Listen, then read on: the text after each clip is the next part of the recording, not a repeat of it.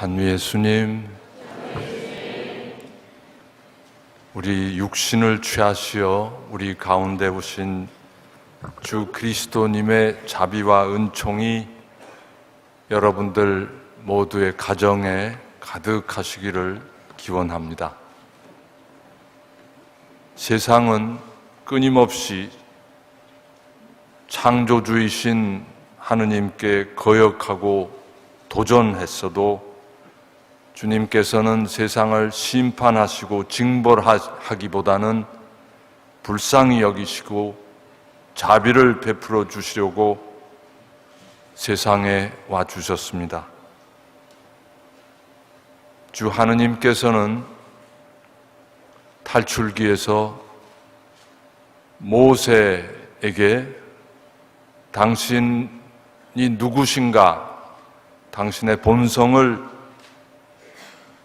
설명해 주시면서 자비라고 소개해 주셨습니다. 탈출기 34장에 보면 이런 말씀이 나옵니다. 주님은 자비하고 너그러운 하느님이다. 분노에 더디고 자애와 진실이 충만하며 천대에 이르기까지 자애를 베풀고 죄악과 악행과 잘못을 용서한다.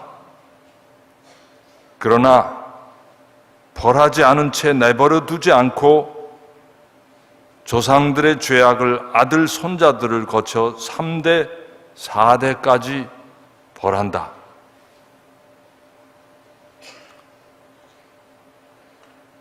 이 말씀은 주님께서는 우리 인간들이 죄악을 저질러도 자손 1000대에 이르기까지 참아주시고 용서하는 자비로우신 분이지만, 그러나 그렇다고 하더라도 죄악 그 자체를 용인하거나 내버려 두지는 않으신다는 말씀인 것 같습니다. 그래서 3대, 자손 3대, 4대까지 벌은 하지만, 그러나 거기에 비해서 비교가 안 될 만큼 큰 자애와 자비를 자손 1000대에 이르기까지 베풀어 주시겠다고 약속하십니다.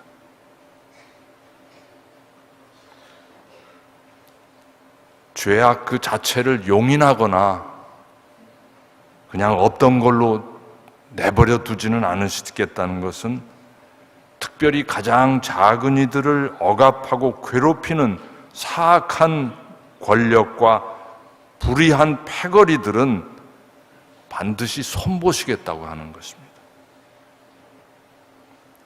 성서 말씀은 주님이 힘없는 작은 이들, 고통받는 이들 편에 서시면서 그 작은 이들 대신에 악의 권세와 싸워주시는 용사이심을 끊임없이 선언해 주십니다. 이사야 예언서에 보면 그 주님의 심정이 작은 이들을 대신해서 싸워주시는 용사이신 주님의 심정이 이렇게 표현됩니다. 주님께서 몸소 먼 곳에서 오신다. 노기가 충천하여 위험을 떨치며 오신다. 분함으로 입술을 부르르 떠시며 혀에서는 불을 내뿜으신다. 휩쓸어가는 산골 물처럼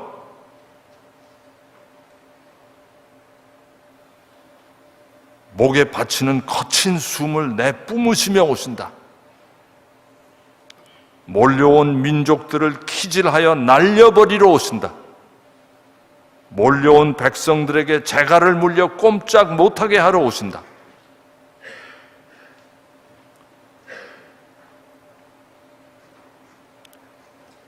세월호 승객 304명이 깊은 바다 밑에 수장된 후 19달이 지났는데 아직 그 유가족들의 눈에서 여전히 눈물이 마르지 않고 그대로 흐르고 있습니다.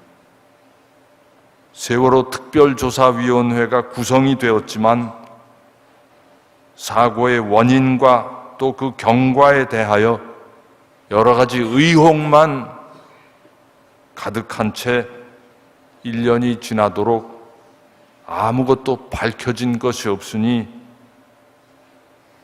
다른 사람들은 다 잊어도 그 사랑하는 사람들을 바다 밑바닥에 가라앉히고 가슴에 묻은 그 유가족들은 사고 당시의 충격과 고통에서 한 발자국도 나아가지 못하고 여전히 신음하고 있습니다. 행정당국의 소극적이고 비협조적인 자세로 진실이 밝혀질 전망이 전혀 안 보이니까 이 유가족들의 상처와 한은 오히려 더 깊어만 가고 있습니다.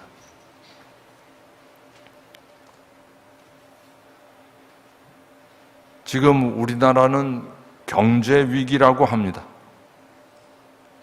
근데 국민 상위 1%가 전체 우리나라 재화의 26%를 차지하고 있고 상위 10%가 전체 재화의 66%를 소유하고 있는데 하위 50%는 1.9%로 살아가고 있다고 합니다.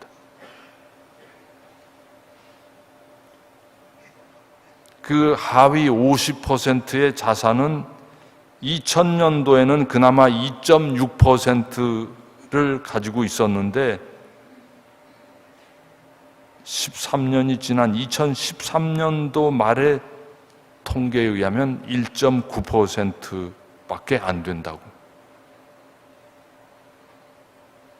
근데 상위 10%는 2000년도에는 63.2%의 재화를 소유했는데 2013년도에는 66%로 자산이 불어났습니다. 시간이 흐를수록 빈부의 격차가 점점 더 벌어지고 못 가진 사람들의 박탈감은 더 심각하게 커지고 있습니다. 위정자들은 우리나라 경제가 위기에 처했다고 말합니다. 그래서 기업이 노동자들을 마음대로 해고하고 고용할 수 있는 고용의 유연성이 있어야 경제가 풀릴 것이라고 말합니다. 그러나 우리 위기의 본질은 국민의 50%가 국민의 반이 우리나라 재화의 1.9%를 가지고 살아간다는데 그 불의한 현실의 위기의 핵심이 있습니다. 이미 우리나라 직장인의 50%를 차지하는 비정규직 근로자들은 갈수록 조여드는 생활고와 그 비정규직마저도 언제 목이 잘릴지 모르는 그 불안한 가슴으로 하루하루를 힘들게 버텨오고 있습니다. 그러나 위정자들은 그들의 그 절박한 외침과 호소에 귀를 기울이기보다는 700조 원이라는 어마어마한 산의 유보금을 쌓아놓은 대기업의 입장을 우선하는 그런 정책과 사고를 가지고 이 나라 백성들이 느끼는 위기를 더욱 가중시키고 있습니다. 정규직 근로자들도 언제 구조조정과 명퇴 명단에 포함될지 모르는 불안한 그리고 우울한 나날을 보내고 있습니다. 금년 가을에 끊임없이 뻔질나게 내리는 그 비 때문에 이 이상기후로 인해서 밭농사를 망친 농민들이 하늘을 바라보며 한숨을 내쉬고 있을 때 국회는 우리나라가 중국과의 맺은 그 FTA를 비준해서 자유무역 협정을 맺음으로 인해서 그게 완전히 12월 22일부터 효력을 발휘하기 때문에 우리 농어민들은 더욱 절망하고 있습니다. 공무원도, 기업인도, 정치인도, 종교인도 이런 노동자, 농민의 고뇌를 받아주지 않고 있고 언론도 외면하고 있으니 그들이 어디 가서 누구에게 호소할 수 있겠습니까? 거리로 나가서 부르짖을 수밖에 없었던 것입니다. 그러나 국민을 보호하고 국민의 생명을 지키는 데 봉사하는 공권력이 그런 이들의 울부짖음을 불법이라고 허가 안 받았다고 단죄하고 억압하다가 이제는 소요죄까지 거론하고 있으니 정말 없는 이들은 절벽으로 내몰린 심정입니다. 이러한 절벽에서 백성을 지켜내야 할 정치 지도자들은 각자의 이해관계와 분파의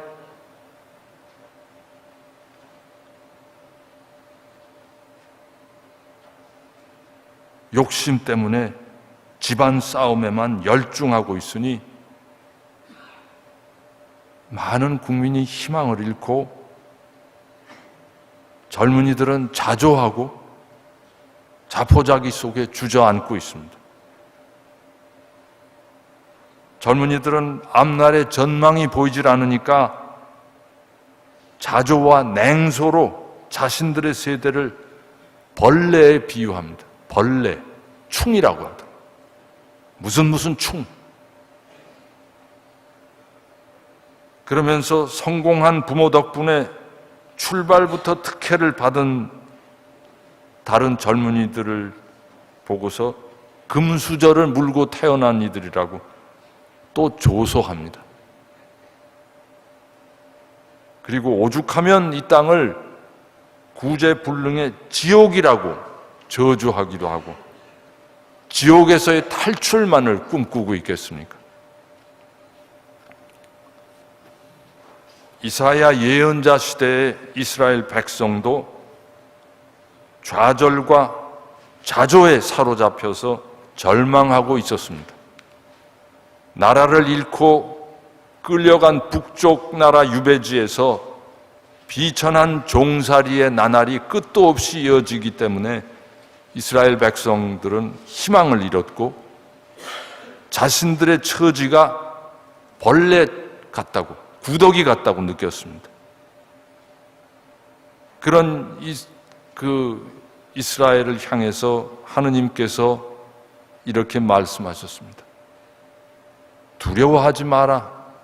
벌레 같은 야곱아, 구더기 같은 이스라엘아, 내가 너를 도와주리라. 주님의 말씀이다. 이스라엘의 거룩한 분이 너의 구원자이다. 보라, 내가 너를 날카로운 타작기로, 날이 많은 새 타작기로 만들리니 너는 산들을 타작하여 잘게 바수고 언덕들을 지푸라기처럼 만들리라.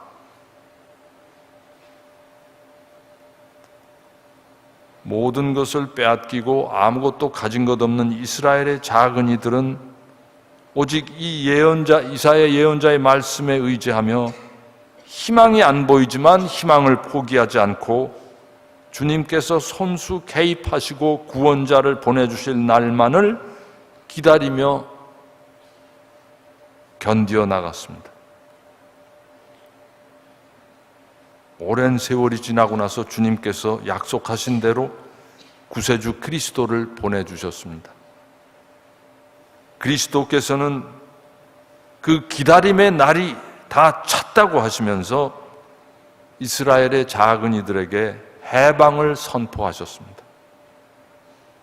주님께서 나에게 기름을 부어주시니 주 하느님의 영이 내 위에 내리셨다. 주님께서 나를 보내시어 가난한 이들에게 기쁜 소식을 전하고 마음이 부서진 이들을 싸매어주며 잡혀간 이들에게 해방을, 갇힌 이들에게 석방을 선포하게 하셨다. 주님의 은혜의 해, 우리 하느님의 응보의 날을 선포하고 슬퍼하는 이들을 모두 위로하게 하셨다. 이 이사야 61장의 말씀을 예수님께서 읽으시면서 오늘 너희가 들은 이 자리에서 이 말씀이 그대로 이루어졌다 하시면서 당신이 바로 그 메시아 하느님께서 보내시는 해방자이심을 말씀하셨습니다. 그리스도는 가난한 자들의 존엄과 인권을 되찾아주고 흙에 묻혀 사는 천민의 시비를 바로 가려주고자 어떤 특권도 마다하시고 노동자 가정에서 태어나셨습니다. 그리고 노동자의 한 사람으로 사시며 가난한 이들의 운명을 송두리째 함께 짊어지셨습니다. 그리스도는 가난한 이들, 상처받은 이들, 빼앗긴 이들, 갇혀있는 이들, 슬퍼하는 이들의 형제가 되기 위하여 머리 둘 곳조차 없이 가족도 포기하시고 모든 것을 기꺼이 내어놓으시고 동고동락하셨습니다. 오늘도 그 그리스도는 이 땅의 모든 작은 이들 곁에 찾아오십니다.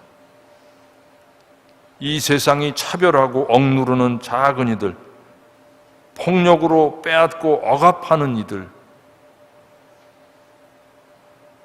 눈물 짓고 절망하게 하는 모든 이들 곁에 그리스도는 이미 와 계십니다.